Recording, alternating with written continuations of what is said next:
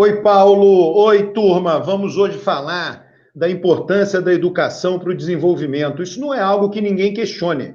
Todo mundo sabe que ela é importante. Mas, por outro lado, nós, por nosso conhecimento anedótico, a gente vê pessoas sendo super educadas e não conseguem emprego com alto nível de educação.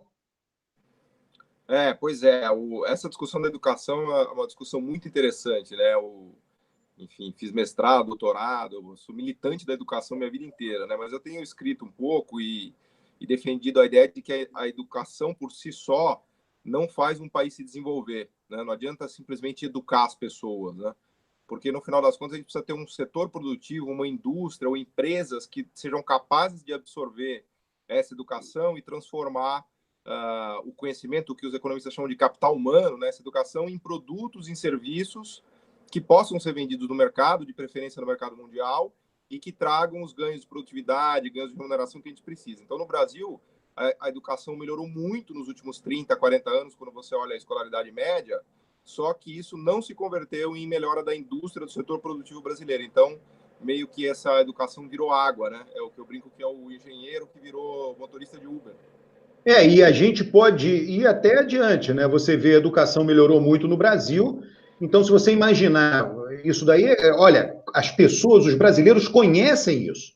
Inúmeros casos. Uma pessoa que no interior do país faça um curso de informática, desenvolva capacidades imensas de programador. Depois ela vai ter que se mudar, ela não vai viver no interior, se for uma cidade muito pequena, ela vai ter que ir para uma cidade que tenha um emprego que incorpore aquele conhecimento dela. E o que vale, do ponto de vista doméstico, nacionalmente, também vale muitas vezes, e a gente vê isso no Brasil internacionalmente, quer dizer, profissionais muito qualificados, o tal brain drain, né?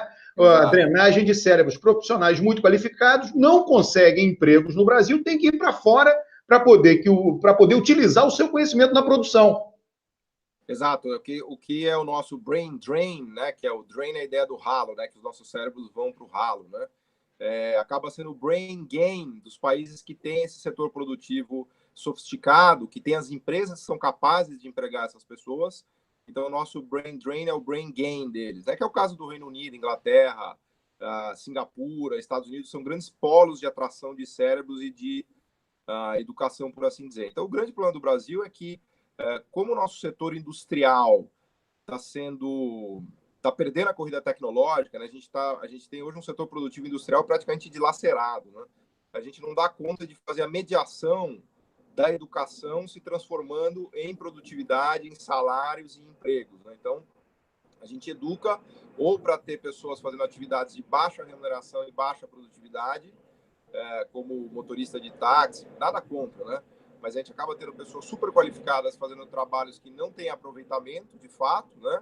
Ou a gente acaba fornecendo grandes cérebros para o exterior. Então, se o governo e a sociedade não se mobilizar para melhorar o sistema produtivo, as empresas, de fato, os produtos que a gente é capaz de fazer, desenvolver, produzir e vender, de nada adianta educação. É brincadeira que a gente faz de vários países do mundo que têm níveis de educação altíssimos, por exemplo, Argentina, por exemplo, Cuba, né?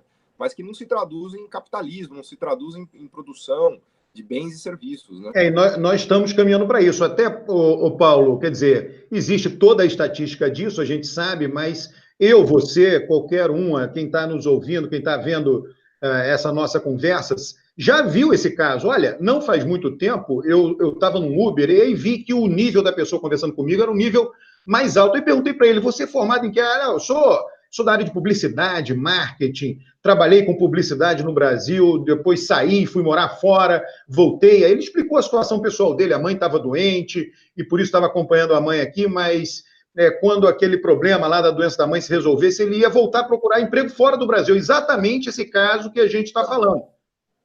O que ocorre é que, quando a gente olha na maioria dos países que são ricos ou mais desenvolvidos, o capital humano, que os economistas chamam, que é o acúmulo de educação, que é o acúmulo de conhecimento, ele é principalmente utilizado na indústria, nas manufaturas, que a gente chama de medium tech ou high tech, que tem grande intensidade tecnológica, e nos serviços empresariais sofisticados, que são serviços de marketing, design, TI, tecnologia da informação, logística.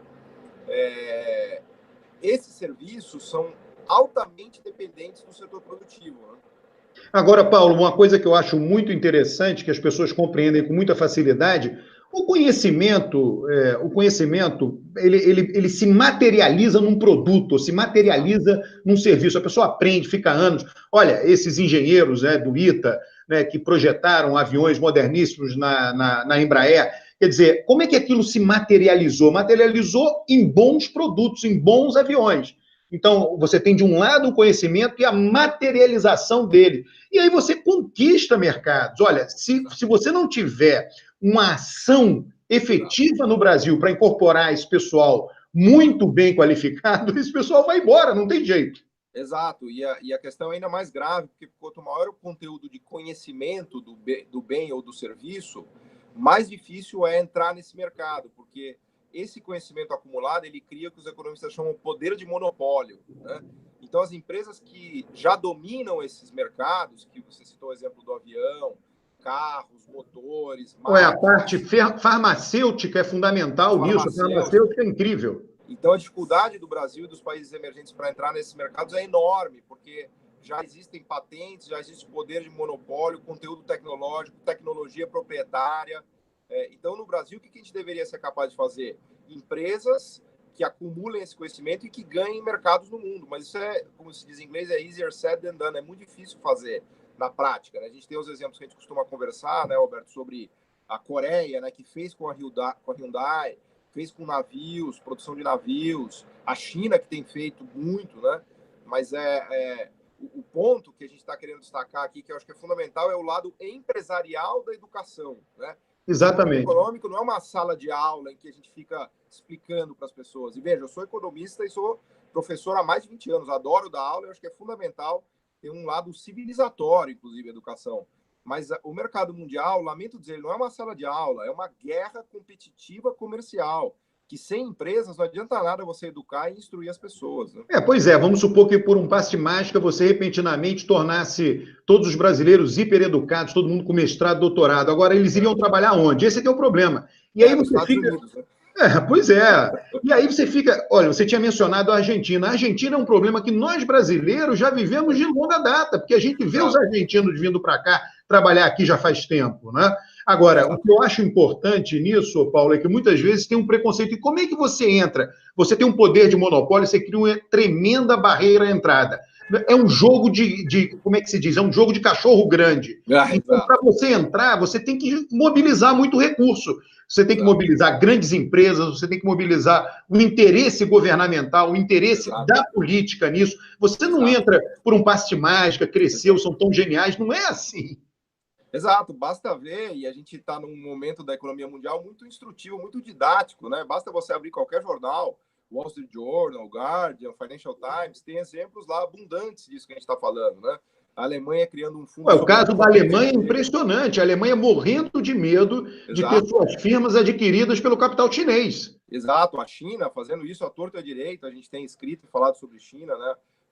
O papel do Estado chinês catapultando suas empresas, agora a gente tem os grandes nomes já de Xiaomi, Huawei, que o mundo inteiro está conhecendo, né? Eu brinquei até no tweet que você me retweetou lá, a China ficou alimentando o dragãozinho dela ali durante anos, né? Agora o dragão virou um bicho poderosíssimo com as empresas.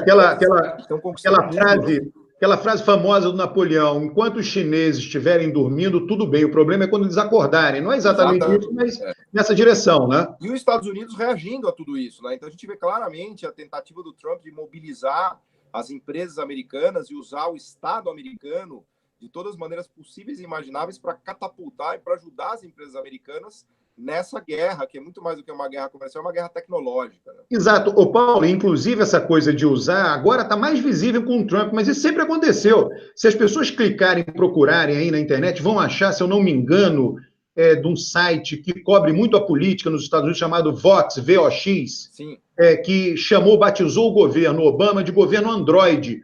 O Obama circulava livremente na Casa Branca os lobistas, os negociadores do Google lá dentro. E o Obama foi um grande motivador. Várias regulações adotadas durante o governo Obama beneficiaram fortemente o Google. Ele não cresce só porque são bons. Ele cresce porque tem uma ação combinada junto com o governo norte-americano. Exato.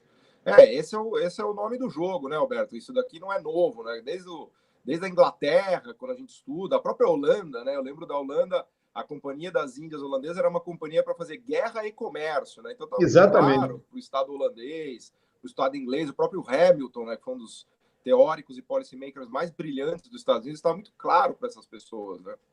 Ô, Paulo, então é isso. Ó, você mencionou Holanda, vai ter o Marquês de Pombal, que vai ser assunto de uma conversa nossa. Vamos encerrar por aqui. Eu queria pedir para você compartilhar esse vídeo. Você que gostou, compartilhe o vídeo e se inscreva no canal do YouTube do Paulo Gala e no canal do YouTube meu aqui do Alberto. Muito obrigado. Obrigado, Alberto. Prazer falar com você sempre.